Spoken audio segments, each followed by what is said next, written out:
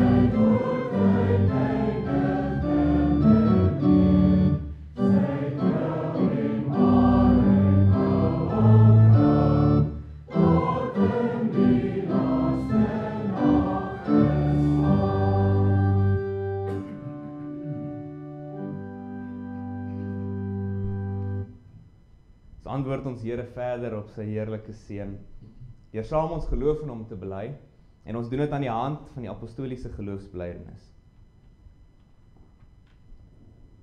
Ek glo in God die Vader, die Almagtige, die skepper van hemel en aarde, en in Jesus Christus, sy enige gebore seun, ons Here, wat ontvang is van die Heilige Gees, gebore uit die maagd Maria, wat gelei het, onder Pontius Pilatus gekruisig is, gesterf het en begrawe is, wat die lyding van die hel ondergaan het. Wat op die derde dag opgestaan het uit die dood, opgevaar het na die hemel en sit aan die regterhand van God die Almagtige Vader, waarvandaan hy sal kom om die lewendes en die dooies te oordeel.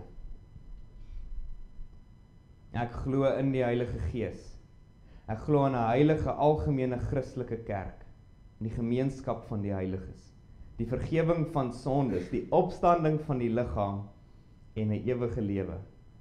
Amen.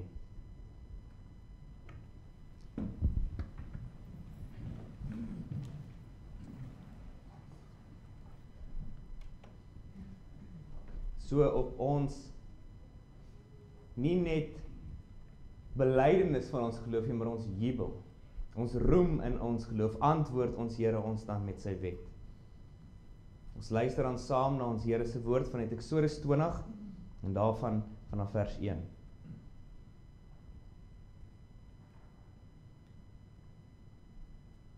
Toe het God al hierdie woorde gespreek en gesê,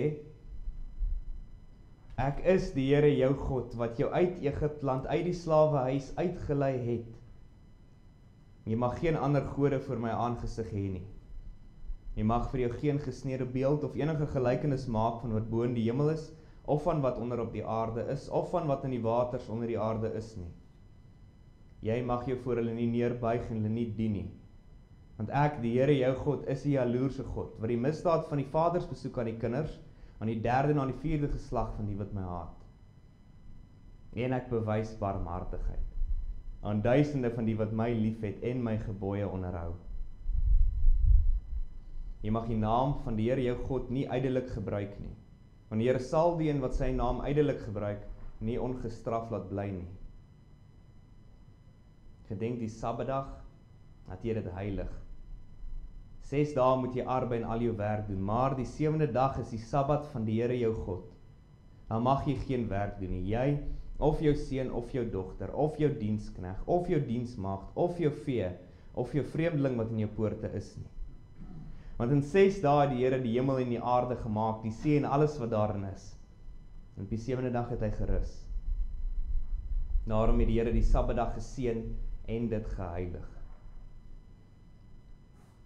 Eer jou vader en jou moeder, dat jou dae verleng mag word in die land wat die Here jou God aan jou gee. Jy mag nie doodslaan nie. Jy mag nie egbreek nie.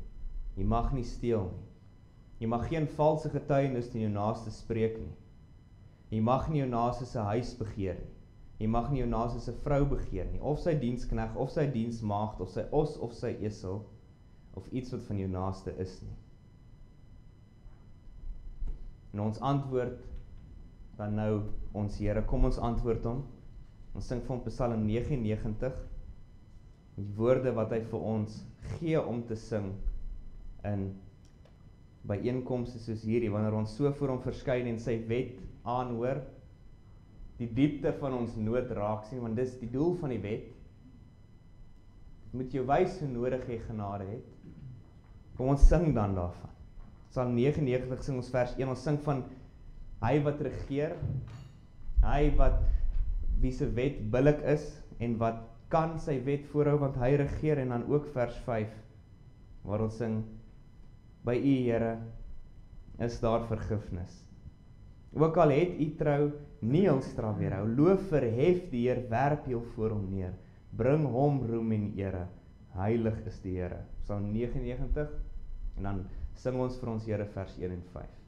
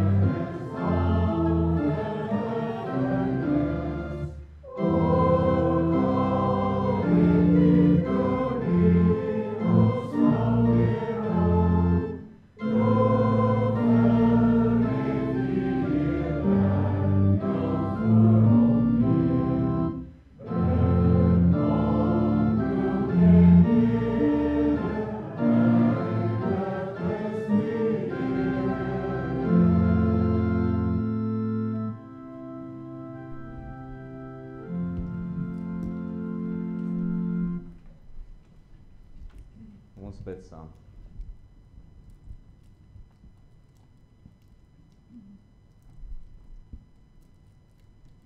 Ons almagtige God en hemelse Vader,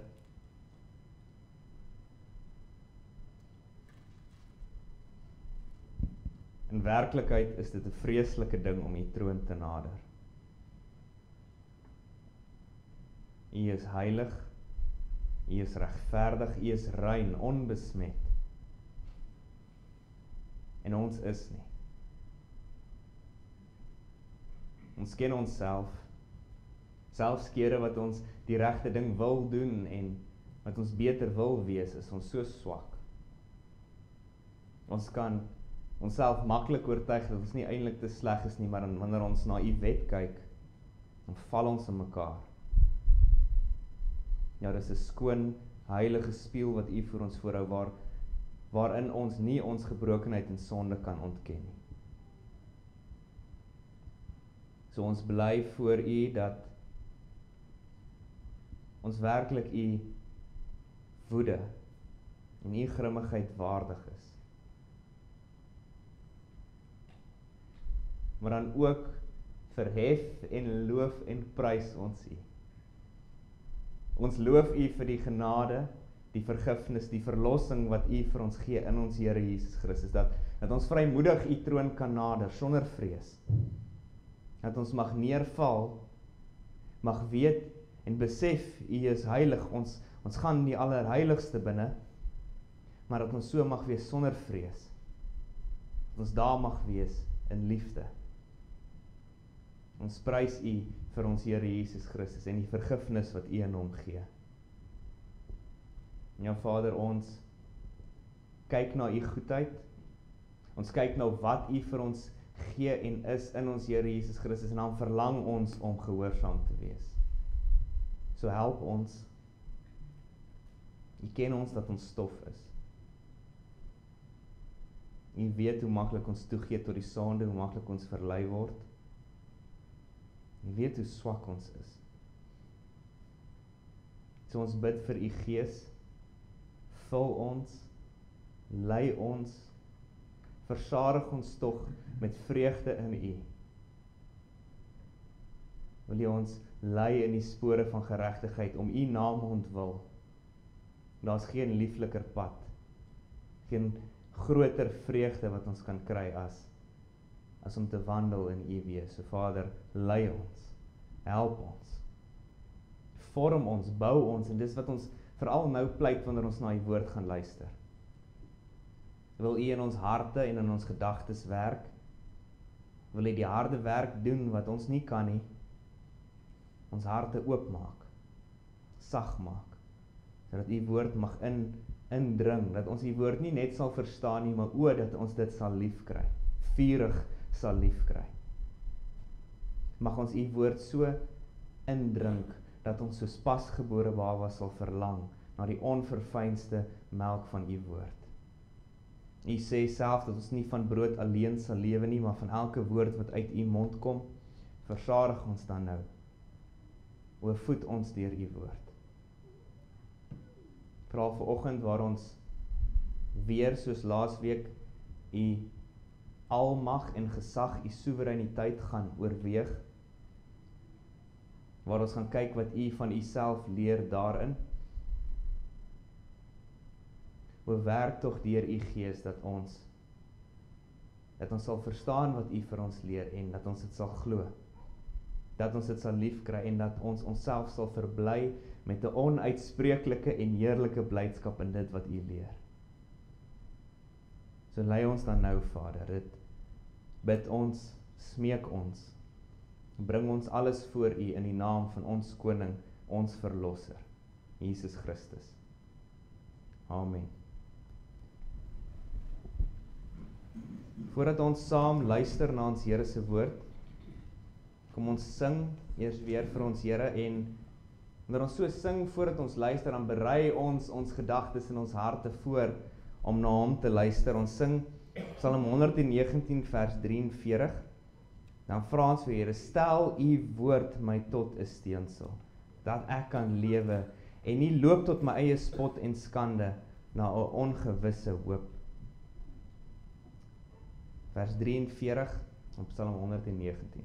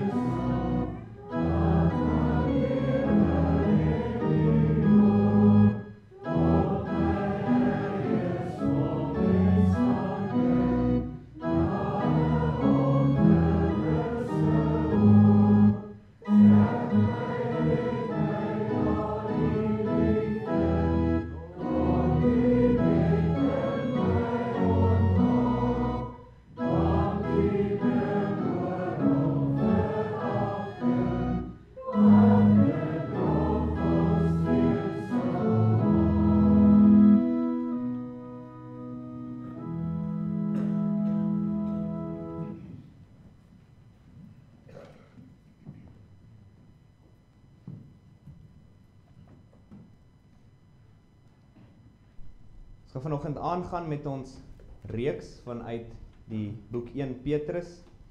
So jy kan gerus saam met my daarin blaai. Ons het verlede week stilgestaan by vers 1 en 2 waar ons gesien en gefokus het op die soewereiniteit van God.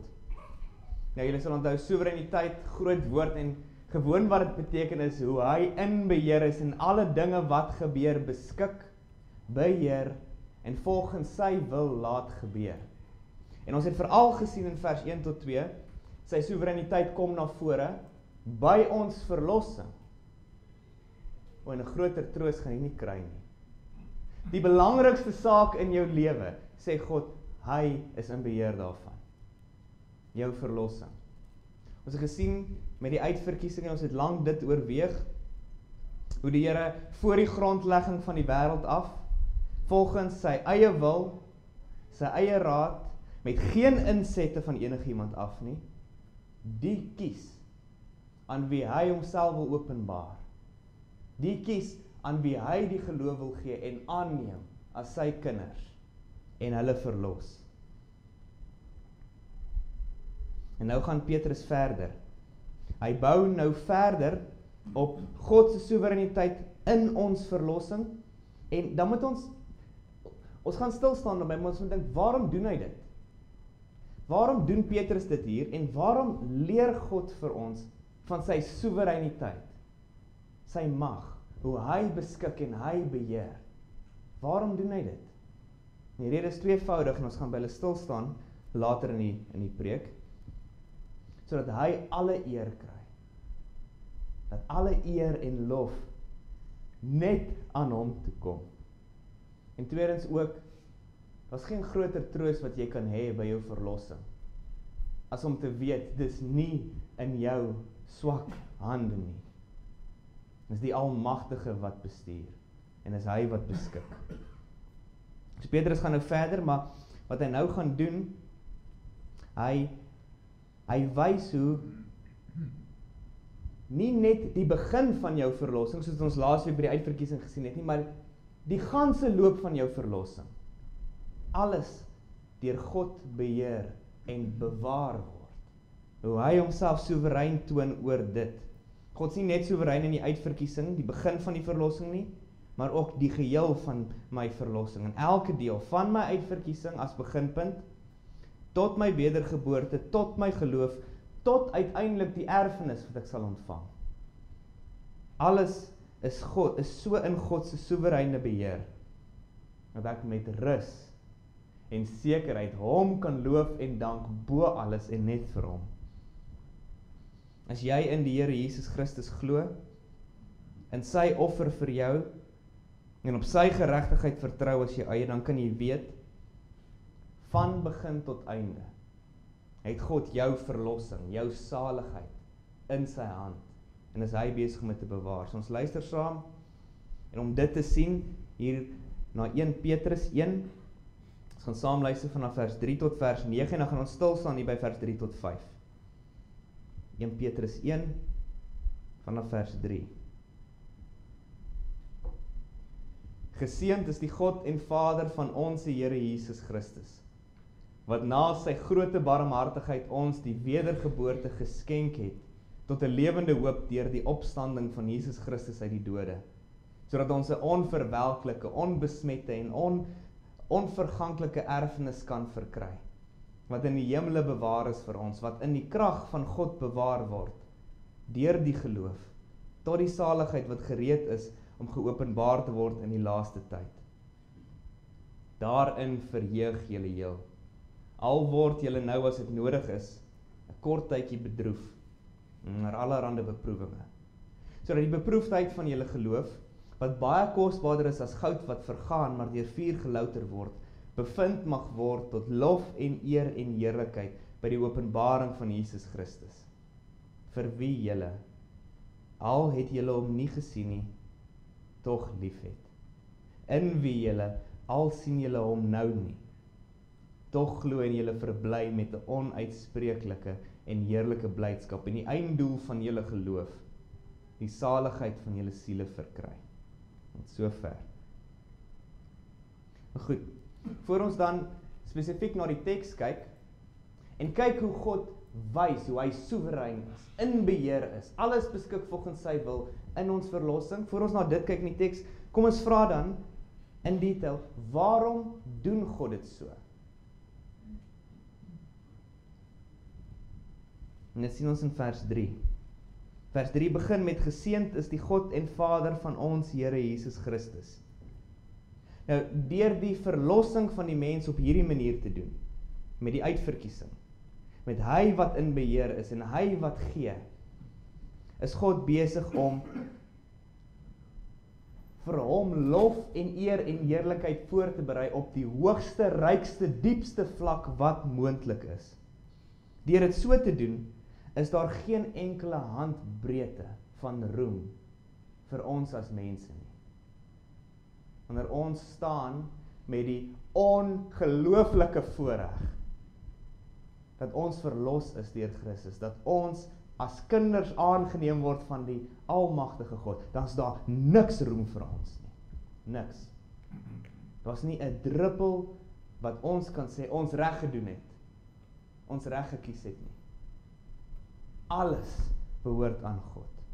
Al die eer, al die lof, en dis waarom hy dit so doen.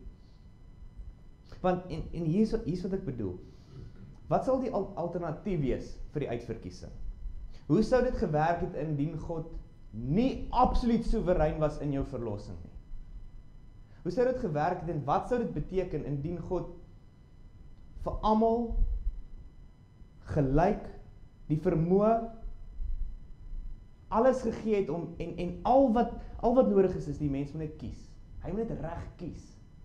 As jy net reg kies, dan is die verlossing joune. Wat sou dit beteken het? Dan sou die finale bepalende faktor, die diepste rede, die keerpunt van word ek gered of nie, by my lê. Dan sou dit by my lê en nie by God nie. Indien God aan alle mense presies dieselfde vermoë, krag en verligting gee, sodat aan elke mens oorgelaat is, net om te kies, gaan ek Jesus se offer aanvaar, of gaan ek dit verwerp? Dan sou God nog steeds erken word, nog steeds geprys word, nog steeds verheerlik word, maar nie ten volle nie. Dit moet jy raak sien. Daar sou iets wees vir jou, om te sê, ja goed, ek het niks gedoen vir my verlossing, God het die meeste gedoen, maar ek het daarom reg gekies. Want as twee mense presies dieselfde geleentheid het, een kies reg, die ander doen nie. Wat presies maak dat die een persoon reg kies en die ander nie doen nie? Wat presies is dit?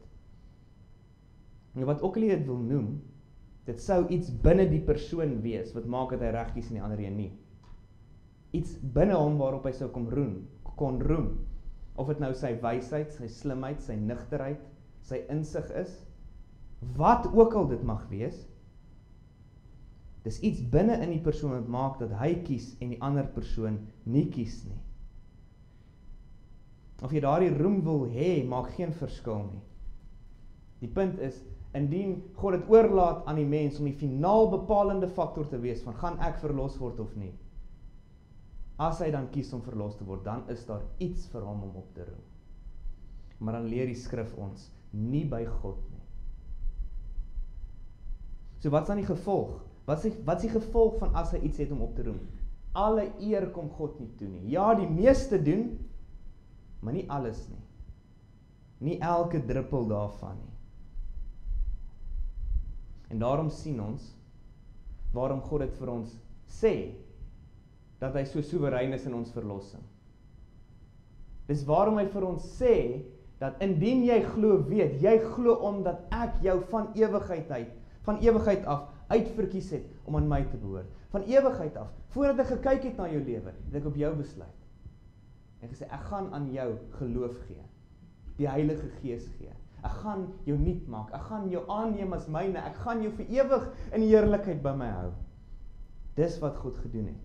En dit het ons gesien het laasweek by die uitverkiesing, want dit is wat die uitverkiesing behels.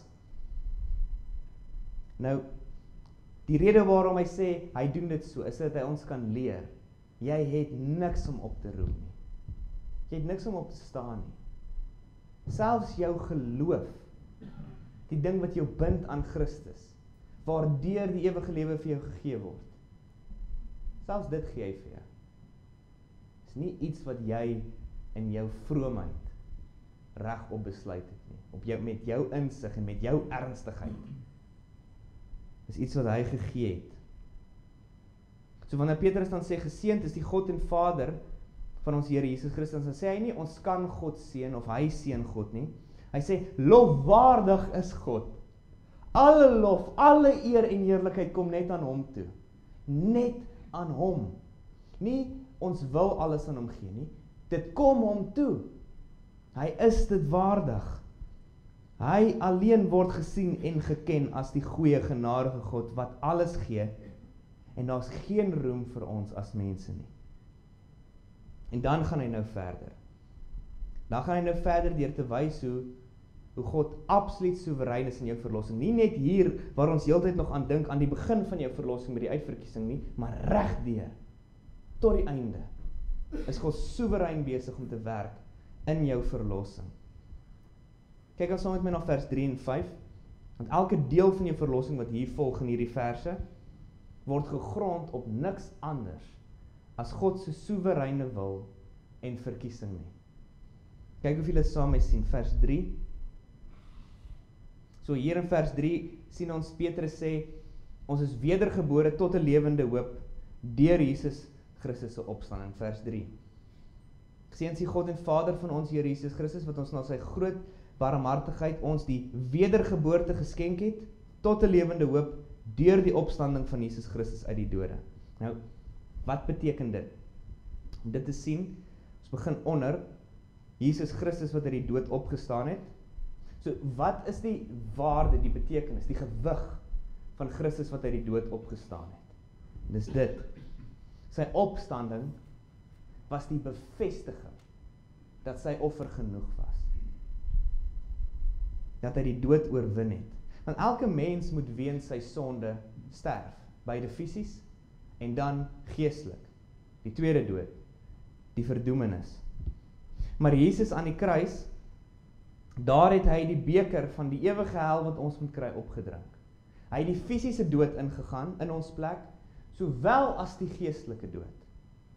Hy het die beker met die geestelike dood opgedrink, sodat daar nie 'n druppel van God se straf vir jou oor is nie.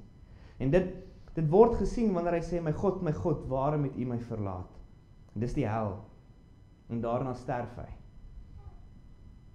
Hy gaan die ewige dood in ons plek. Maar wanneer hy dan opstaan, uit die dood uit, dan is die Vader se stempel. En sê, dit was goed genoeg. My beker is leeg. Beker is leeg vir almal wat in hom glo. Hulle sal nooit my wraak ontvang nie. Die dood is oorwin. Hy kon Jesus nie hou nie. Elke druppel straf is finaal opgedrink deur hom. En omdat Jesus dan vir ons gesterf het, gestraf is, begrawe is, maar opgestaan het uit die dood, daarom het ons 'n lewende hoop. En dis dan wat ons hier so sien in die teks. So 'n lewende hoop deur die opstanding van Jesus Christus. Nou, wat is hier die lewende hoop? Die Bybel gebruik die woord hoop op 'n ander manier as ons. Ons het al in die verlede daarna gekyk. Ons praat van hoop as 'n wens of begeerte. Die Bybel praat van dit as 'n verwagting. Nie iets wat dalk gaan gebeur nie, moontlik kan gebeur nie, iets waarvoor ons wag. Iets wat ons weet gaan gebeur, dit het net nog nie. Iets waarop ons wag. Nou, so eerder sê, ons het 'n lewende verwagting. En wat is hierdie lewende verwagting? Hierdie lewende hoop. Dis dat, wanneer ons sal sterf, sal ons nie die tweede dood ook sterf nie. Soos wat Christus opgewek is uit die dood, en vir ewig lewe, so sal ons vir ewig saam met hom lewe. Ons sal nie gestraf word vir ons sondes nie. Ons verwag dat ons fisies sal sterf. Maar ons verwag dat ons daarna geestelik en daarin ook fisies vir ewig sal lewe. En wat is hierdie lewende hoop dan, waarvan hier gepraat word?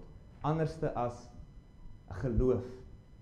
'n vertroue, 'n verwagting van wie Christus is en wat hy beloof en wat hy gee deur sy offer. Dis om te kyk na die lewende Christus en dan alles wat hy gee en beloof. Alles wat sy offer beteken vir jou, aan te gryp. Daarop te steun, daarop te vertrou, te verwag wat hy beloof jy gaan kry. En wie het hierdie lewende hoop? Wie het dit almal? Dan kry ons na ons teks. Hy het ons na sy groot barmhartigheid die wedergeboorte geskenk tot 'n lewende hoop deur die opstanding van Jesus Christus uit die dode. So hulle wie wedergebore is, hulle het hierdie lewende hoop. Hulle het hierdie lewende hoop en verwagting van verlossing. Nou deur sy woord, as ons eers dink aan die wedergeboorte, spreek God heerlik en kragtig oor die wedergeboorte.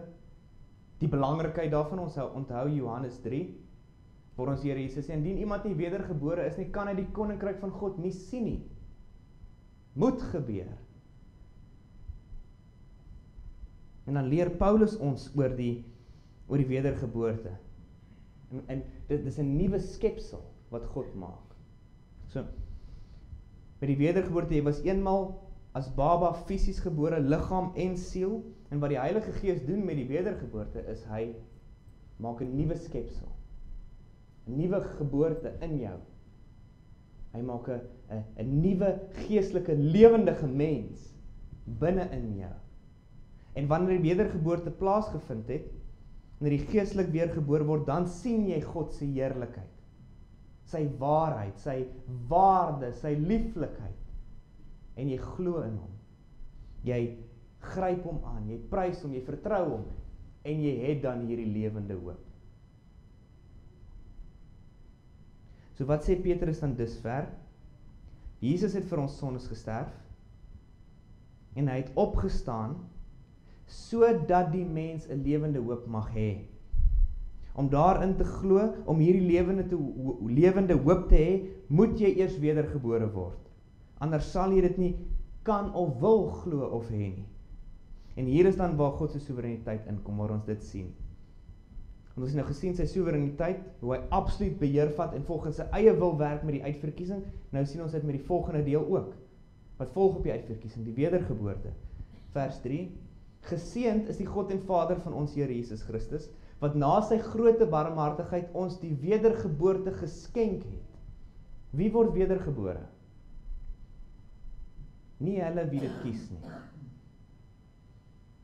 Hulle aan wie God die Vader dit skenk. Hierdie woord wat vertaal word met dat hy het geskenk het, dis een woord in die Grieks. Dit beteken God het dit gedoen. Hy het jou wedergebore gemaak. En dis dan ons twee plekke waarin ons sien dat God se absolute soewereiniteit in die wedergeboorte vir jou geleer word. Twee maniere in hierdie vers. Kyk saam met my na vers of na die eerste een in vers 3. Ons gesê het, God doen dit. Dis nie ons nie.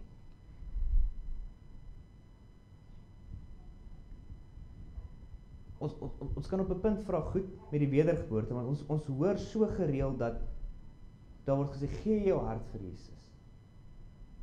Besluit om wedergebore te word. Of gee jou hart sodat jy dan wedergebore kan word.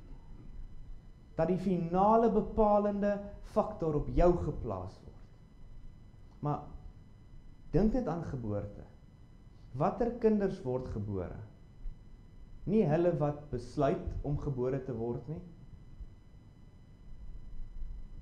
maar hulle wie God beskik om gebore te word. En net soos dit met die wedergeboorte, die nuwe geboorte, nie hulle wat besluit om wedergebore te word, word gebore nie, maar almal vir wie God beskik om dit te gee. Almal wie hy beskik om wedergebore te maak, hulle word weergebore. En tweedens, let ook op hoe Petrus dit sê.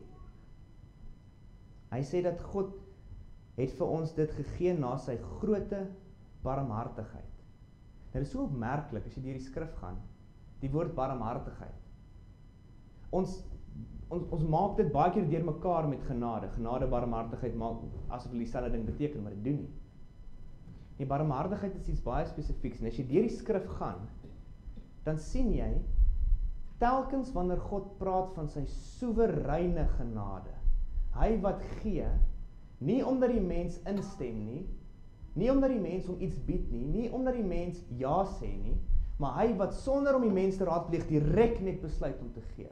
Daai genade, die soewereine genade. Wanneer hy daarvan praat, hoe gereeld gebruik hy dan die woord barmhartigheid? Ons dink aan Romeine 9, waar Paulus so kragtig en heerlik spreek van die uitverkiesing. Daar sê God, ek sal barmhartig wees teenoor wie ek barmhartig wil wees. In ander woorde, dit is totaal en al my vrye keuse, sê God. Ek sal op grond van niks anders as my eie wil en voorneme en my eie plan barmhartig wees teenoor wie ek barmhartig wil wees. En dit is barmhartigheid. Want oorweeg die woord barmhartigheid. Dis nie 'n woord wat ons gebruik elke dag nie. Dis nie 'n woord soos seer of hartseer of blydskap, want almal weet wat dit beteken nie. Barmhartigheid is iets baie spesifieks. Dan vra ons, wat presies is barmhartigheid? Wat beteken dit? Wanneer Petrus vir ons sê, dat die Vader het vir ons in sy groot barmhartigheid die wedergeboorte geskenk. Wat is hierdie barmhartigheid? Ons het bietjie daarna gekyk toe ons met die saligsprekinge besig was. Nou, soveel plekke waarin jy die definisie van barmhartigheid nie woordelik sien nie, maar in voorbeeld. So by die barmhartige Samaritaan. So, barmhartigheid is 'n medelee wat jou dryf om goed te doen aan die een wat swaar kry. 'n Medelee so diep en sterk, dit dryf jou om goed te doen, of lei jou om goed te doen aan die een wat swaar kry. Nou, niks anders dryf jou dan nie. Daar's niks voorwaardes vir barmhartigheid nie. Die enigste ding betrokke by wanneer iemand barmhartig is dat hy voel 'n medelee en 'n liefde, en dit dryf hom dan om te help. Dink aan die barmhartige Samaritaan. Die barmhartige Samaritaan kom met die pad af, en hy sien 'n man, half dood, bewusteloos, kaal, geroof. Hy gaan nie na die man toe en vra vir hom, kan ek jou help nie? Wil jy ek met jou help nie? Ek het 'n donkie, en ek ken iemand met 'n herberg, ek vat jou daartoe, maar jy moet my toestemming gee. Hy doen nie dit nie.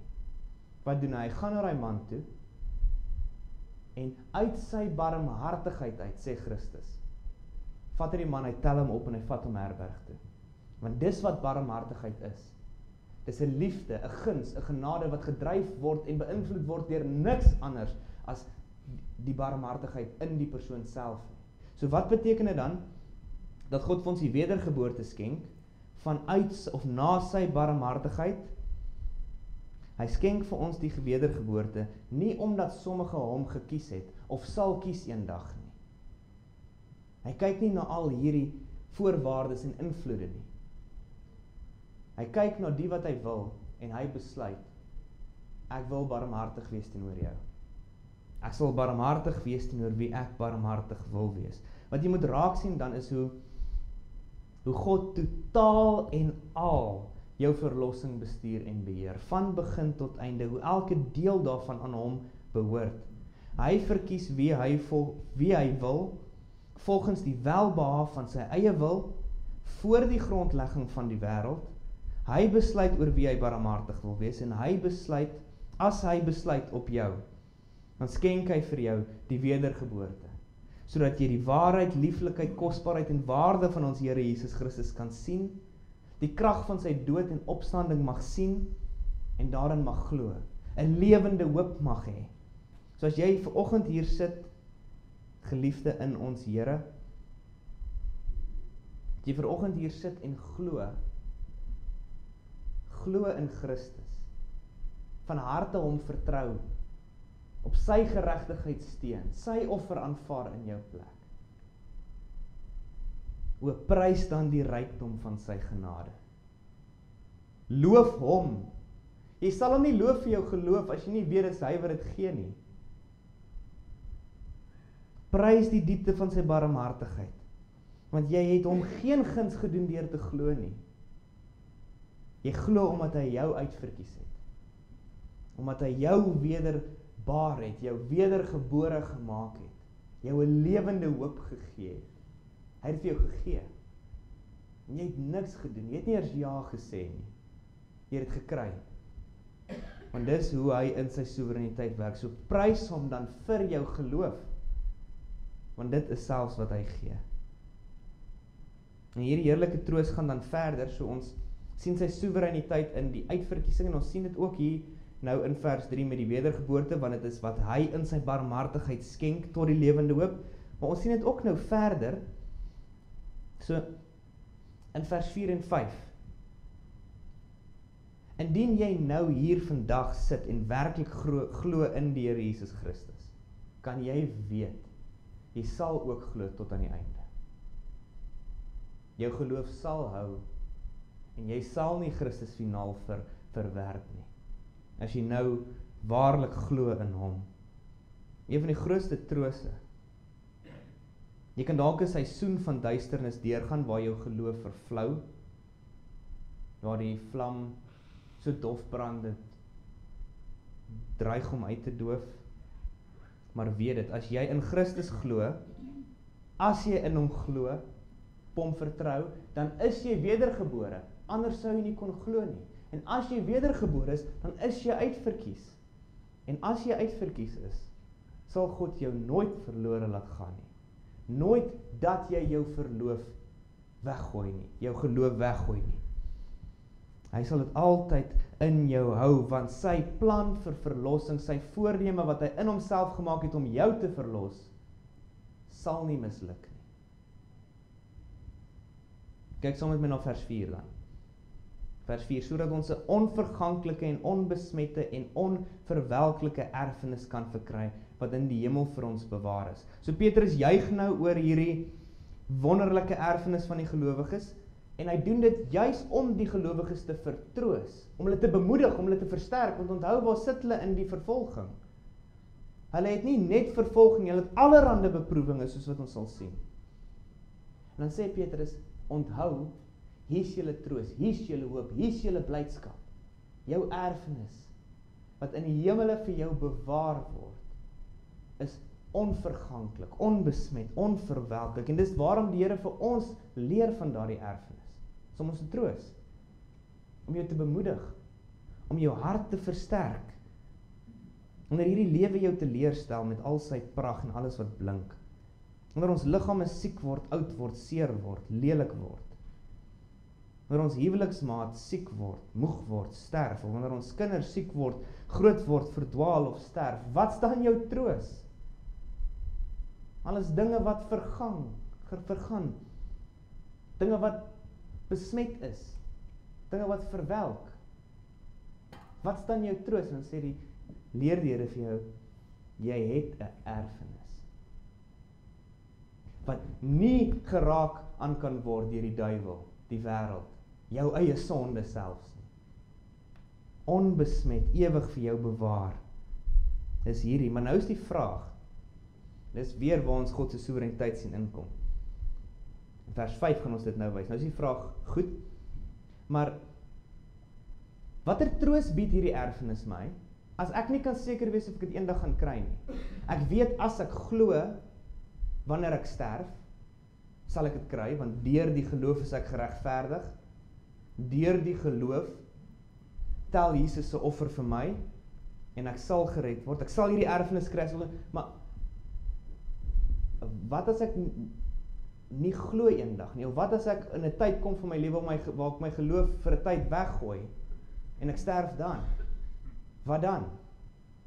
En hier is 'n kragtige vraag wat jy moet vra, want ons mense is so wisselvallig, brandend, ywerig die een dag, volgende dag is ons lou, is ons dood. Ons lag vir die oortuigings waarvoor ons gister en eergister sou sterf. So wat 'n sekerheid het jy dat jou geloof sal aanhou tot die einde? Wat 'n sekerheid het jy dat jy sal volhard in die geloof? En hier gee Petrus die antwoord. God se soewereiniteit in jou verlossing. Hy sal seker maak deur sy krag wat hy in jou werk, dat jy behoue bly, dat jy sal aanhou glo. En natuurlik sal hy.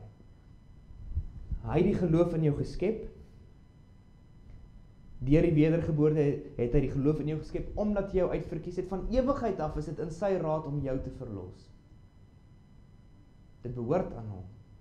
En daarom, daardie geloof wat hy geskep het, sal hy in jou hou, keer dat jy dit weggooi uit jou eie moedswilligheid uit. Hy sal dit keer. Maar, ons kyk na ons teks. So Petrus sê, of dit sê in vers 5, wat in die krag van God bewaar word, deur die geloof tot die saligheid wat gereed is om geopenbaar te word in die laaste tyd. Nou, kyk hoe sluit vers 4 en 5 by mekaar aan. Vers 4 praat van hierdie erfenis, hierdie wonderlike, troostryke erfenis, en sê, dit word bewaar vir ons. En dan hierdie ons, dis waar in vers 5 verwys, ons, wat in die krag van God bewaar word, deur die geloof tot die saligheid wat gereed is om geopenbaar te word. Nou, in ander woorde, waarom sal jy nooit jou geloof weggooi nie? Waarom kan jy weet dat as jy vandag glo, sal jy aanhou glo tot die einde? Is want God bewaar jou deur sy eie krag. Die gelowige word in God se eie krag onderhou en bewaar. En hoe doen hy dit? Vers 5, deur die geloof. Daarom sal jou geloof nooit wegval nie. Jou geloof is nie jou eie nie. Jou geloof is die krag van God wat jou naby aan hom hou. Want ons weet ons geloof bind ons aan God en ons geloof bewerk nabyheid aan God. Maar hoe baie dink ons en verwyd ons en sê ons, my geloof is so klein. Ek val heeltyd van God af weg of ek neig om van hom af weg te val. Ek wil net bietjie aan my geloof werk. Ek wil net bietjie my geloof versterk. My geloof regkry sodat ek seker is ek bly by hom. Maar jy leer dat die geloof wat jy het is wat hy vir jou gee. Jy het dit want hy gee dit. Jy gaan dit nie weggooi nie. Jy gaan nie kan nie, want hy het 'n voorneme om jou te verlos en daarom gee hy vir jou hierdie geloof. En die geloof sal hy in jou bly werk. Paulus in Filippense, hy wat 'n goeie werk in jou begin het, sal dit volbring tot op die dag van Jesus Christus. Dis die heerlike troos, die troostryke leer van die volharding van die gelowiges. Ons belydenisskrif, die Dordtse leerreëls, getuig ook so kragtig hiervan in hoofstuk 5, daar leer hy, uit barmhartigheid bekragtig God hulle, dis nou die gelowiges, hulle in die genade wat eenmaal aan hulle gegee is, terwyl hy hulle ook tot die einde toe kragtig daarin bewaar. Die mag van God, waardeur hy die gelowiges, die ware gelowiges in die genade bekragtig en bewaar, is so groot, dat dit nie deur die sondige natuur oorwin kan word nie. God, wat oneindig barmhartig is, neem, weens die onveranderlike besluit van die uitverkiesing, sy Heilige Gees nie heeltemal weg van sy eiendom af nie, selfs nie in hulle jammerlike sonde val nie. Hy laat hulle ook nie so diep val, dat hulle uit die genade van aanneming en uit die staat van regverdigheid uitval nie. So wat is jou sekerheid? Wat is jou troos dat jy môre sal glo? Dat jy oormôre sal glo? Dat jy die dag wat jy sterf, wanneer dit ook al is, sal glo en gered word. Dis hierdie. Jou geloof is nie ietsie wat jy opgemaak het en gebou het nie. Iets waarvan jy jouself oortuig het nie. Jou geloof is God se krag in jou. Dis hoe hy jou vashou by hom. Dis die wonderlike ding. Hy hou jou vas. Deur die geloof hou jy hom nie vas nie. Deur die geloof, jou geloof, is hy besig om jou te hou. Daarom sal jy nie val nie. Ons sien wat die Dordtse leerreëls hierso opsom en leer so duidelik in die lewe van Dawid. Dink aan Dawid se sonde, dis enorm. En dis nie 'n kort tydjie nie, dis 'n lang tyd wat hy in sonde gelewe het. Maar wat doen God? Hy bring bekering, hy vermaan hom en hy wek Dawid se hart, hy hou die geloof in Dawid se hart. Dink aan Petrus, wat hierdie brief skryf. Wat hy gedoen. Hy het om homself te red, om homself veilig te hou, die Here Jesus Christus in die openbaar verloon, selfs met gevloek, sê ek ken hom nie. En hier is hy, hier skryf hy. Hier praat God deur Petrus nog steeds. Waarom? Want die geloof wat Petrus het, wat hom bind aan God, is nie sy eie nie. Dit is gegee deur God self. So, God leer ons van sy soewereiniteit in ons verlossing. Van begin tot einde, van uitverkiesing tot jou erfenis eendag. Waarom? Sodat alle eer en lof en heerlikheid hom sal toekom, sodat ons niks het wat ons kan sê, kyk wat ek gedoen het. Dat ons niks kan sê van, ek is 'n bietjie, ek sê beter noodwendig nie, maar ek het iets meer as hierdie persoon wat verlore gaan, want ek het reg gekies hy het nie. Ons niks van dit nie. Nee, eerder alle prys, alle eer, alle roem, alle dank aan God. Want alles gee hy. En dan leer hy ons dit ook, hierdie waarheid van sy soewereiniteit in die geheel van ons verlossing, sodat ons met absolute sekerheid en rus hom kan prys. Want ons weet dit wat hy gegee het, sal hy nie wegvat. Paulus praat van die Heilige Gees as 'n onderpand, 'n eerste vrug, 'n seël.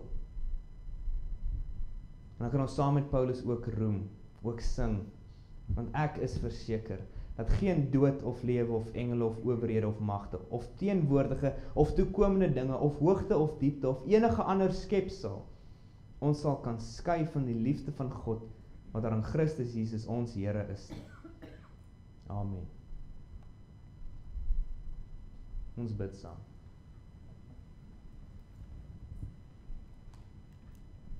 Ons almagtige soewereine God en Hemelse Vader, 'n troos, 'n vreugde wat ons verstand te bowe gaan. Dat ons U met U almag en U gesag sien werk. Ons prys U dat ons mag weet dat U niks in ons swak, stikkende hande oorlos om reg te doen nie, maar selfs ons geloof gee U. Ons prys U vir die rykdom van U genade. Ons prys U, ons wat glo in ons Here Jesus Christus. Ons prys U dat ons hom mag ken. Dat U dit vir ons gegee het om hom te ken. Ons kyk na die goddelose wêreld en al wat ons sien is dit, dis ons. Dis ons buiten U wat ons genadig is, wat vir ons nuwe lewe en geloof gee. So ons prys U, ons loof U. O Vader, ons val neer voor U groot mag. Ons bid dat U deurlopend ons harte mag vertroos en mag leer, dieper mag leer van U soewereiniteit, U mag, U gesag. O wil U ons vrae en worstelinge wat ons het tog antwoord. Mag ons U dieper ken. En soos wat ons U dieper ken, U mag beter leer ken, mag ons U oneindig lief kry en U vir altyd prys. Want dis waarom U ons leer van U soewereiniteit, dat U die eer en die lof ontvang. Open ons mond en plaas tog vir ons lof daarin vir U.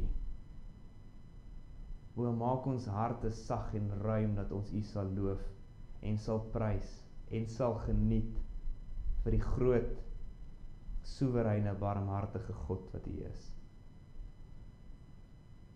Ons prys U van begin tot einde vir wat ons in U het. En is ook so hierdie wete, die sekerheid van U soewereiniteit, hoe U alle dinge bestuur, dat ons met vrymoedigheid en vreugde en vertroue ons hele lewe aan U kan opdra. So dis wat ons doen, Vader, ons U wat beheer en U wat bestuur en U wat beskik en U wat heers, ons bring voor U ons ganse lewe, ons bring ons land, al die sonde en gebrokenheid wat seevier. Ons bid vir genesing en bekering.